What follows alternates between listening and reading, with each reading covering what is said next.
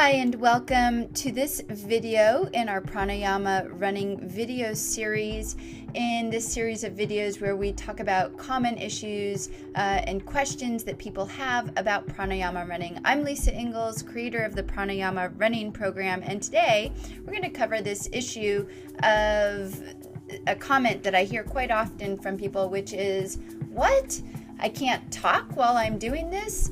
And of course you can't talk because the pranayama practice requires that you're only breathing through your nose. So if you're only breathing through your nose, that means that your mouth is shut and you can't talk. So the first thing you need to know about pranayama running is that it's not a social practice. So often we're used to going out for a run or a bike ride or some type of walk or activity to socialize with our friends. And that's great, and I think that there's definitely a place for that. But with the pranayama running practice, it's not a social practice. It's actually meant to be a mindful, meditative practice where you bring your attention inward and you begin to focus on your breath. You create a partnership with your body and you listen to the messages that your body is giving you, always coming from a place of comfort. And the truth is that doesn't happen, and you cannot do that when you're socializing with someone else. You completely, on the other hand, when you're working out with someone else, we tend to miss the messages that our body is giving us. So it moves away from being a mindful meditative practice.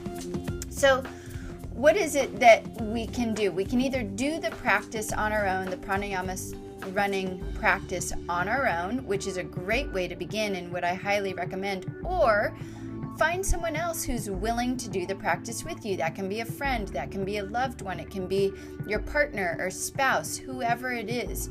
What you'll find is that it's oftentimes really nice to have a partner or a couple of people who are practicing the pranayama running, or if you're using it cycling or walking.